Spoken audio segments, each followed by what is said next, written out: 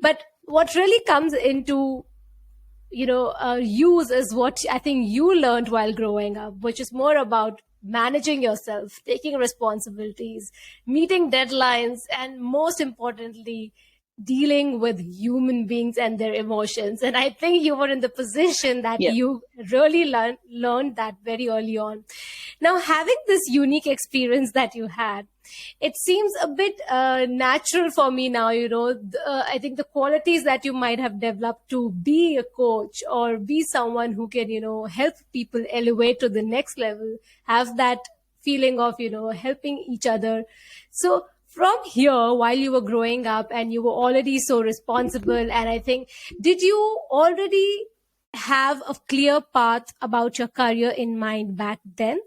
If not, if you can take us through what was going on in your head, and if you really, thought of something and did not work out, how was it? So very, very good question. So I was going to follow the usual career path of most Asian families, which is I either had to be a lawyer, a doctor, or an engineer, or an accountant. That was the other pathway. And for me, at around the age of 10, I discovered that I love writing. Like I would love writing fiction. I would love writing essays. I did a mini business once. I think I'm not 100% sure if I ever told my parents of basically being paid to write people's essays for schoolwork just because I loved writing them in the first place. So that was kind of like a lot of where my quote unquote career started. So then for when my mom saw that, oh, you love writing, you should be a lawyer. And I'm like, okay. And that kind of continued on with what I wanted to do. I got my first job ever working from home as a freelance writer way back in 2011, where work from home Wow. was not even a thing. Yes. Just because someone saw my blog, they were like, "Hey, I love the way that you write. Can you ghostwrite for my own blog?" And I'm like, "I have no idea what it is, but I'll figure it out. What ghostwriting is." Figured it out, and then just started having gigs left and right. Did graphics, did video editing, did anything, almost everything when it came to content. I dipped my little finger in and like tried it out. And then I got my first full time work as a writer for a local magazine that we had in the city. And then everything was kind of going towards like, okay, yeah, I'm doing the lawyer thing because that's the thing that my mom wanted me to do. I might want to become a journalist in New York Times. That was one of my goals. And that was the kind of the pathway that I was going towards. I already had a little bit of the entrepreneurial need, just being able to offer my services. But I thought, oh, this is something that I'll just do for a little bit. I won't really become an entrepreneur. That seems so scary and like, oh my God, none of my family are entrepreneurs. What does that even look like? And then in November 8th of 2013, there was a Category 5 superstorm here in the Philippines. We were dead center where the eye was. And it was one of the strongest ones. It was like 350 kilometers per hour, where it actually swept in water from the ocean going to land. So think tsunami, but then without the actual earthquake, it was just hurricane. So it brought water into our house. I was downstairs in our house, and I made sure my family was out. I made sure that they were all up the stairs. I was even fed. I went back downstairs to grab groceries because I didn't know how long this was going to last. And I had a moment where the water was up to my chin.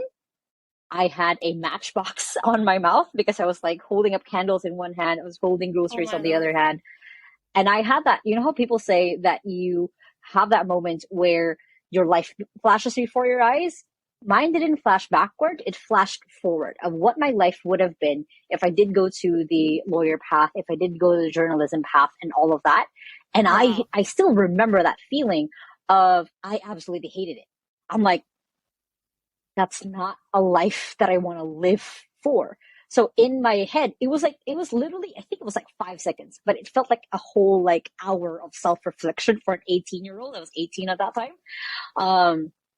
Okay, if I survive this, I am going to live a life that I'm proud of. I'm going to live a life where I will take risks. I will live a life where if I ever get to the point where I might almost die again, I'm proud of that life that I lived. And basically, then I had that adrenaline rush, spit out the matchbox, screamed for my brother's name. When climbing down, he was shocked of where I was. gave him the groceries. I have no idea how I climbed to the second floor. It was just all a blur. And since then, I started looking for other work from home jobs. I started looking for other gigs that I could do. I was already considering dropping out from college because I was so traumatized that I didn't want to go back to my same school, because afterwards, sadly, after the storm, there was like about 15 to 20,000 people who died. So we could see dead on the streets, bloated because they died drowning. So it was just like, it was one big event of my life that then has pushed me through to, like I said, getting gigs, getting work. And then my main goal at that point was, honestly, I didn't want to live in that city anymore. So I moved to the city I was here, because that was kind of a goal that I had since I was like 8 years old. When I first came here, I'm going to move here, I'm going to live here. And I was like making it come true. And then I got a job as a book editor, which is a dream job for a bookworm and a writer, was editing books all day long. So reading books all day long. And then I kept just having that voice in my head of like, live a life that you won't be sad at or you won't be mad if you die today. So I kept taking chances. When they opened up the position for manager, I took it. I was like 19. When they opened up the opportunity to be CEO, I took it up. I was like, okay, I don't know how long this is going to take you to train me, but I'm willing to be trained to be CEO. It took me a year and a half of being trained up, but at 20, like in the middle of my year 20 of my life, I became CEO of that publishing company, did that for a while. And then when I was 23, I got to the point where, okay, everything, things are now automated. I can actually take off 6 months and walk away from this business, and it's now good. What can I do next? So then 2XU came along as a full circle moment for me, because it was getting people to also know that working from home was a possibility. And it was like, okay, it started as, how can you hire virtual assistants? Which meant that if we were able to educate a lot of solopreneurs and business owners, okay, how do you actually hire an assistant well in the first place? Then it'll of course open up jobs for the Philippines. So we were doing that. We did that as a course. We did speaking gigs, we did a lot of amazing things. And then it came to one of the students that we were talking to. They were like, we're teaching. Can you just do it for me? I don't want to do it myself. And we're like, we'll figure it out. So then that's how 2XU started. It was like from that one person who wanted it as a service.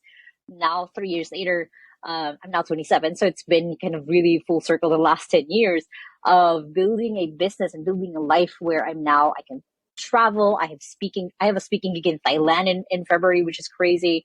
I have multiple opportunities where I would not have gotten if I followed the lawyer/journalist original plan that I had. So now the goal is not to be a writer of New York Times, but to be featured in New York Times. It's kind of been kind of the shift that has happened in my whole career. So since then, I've also started 6 to 10 businesses. Most of them failed. Some of them did really well. 2XU is one of them. But that's basically the path that I've taken in the last decade.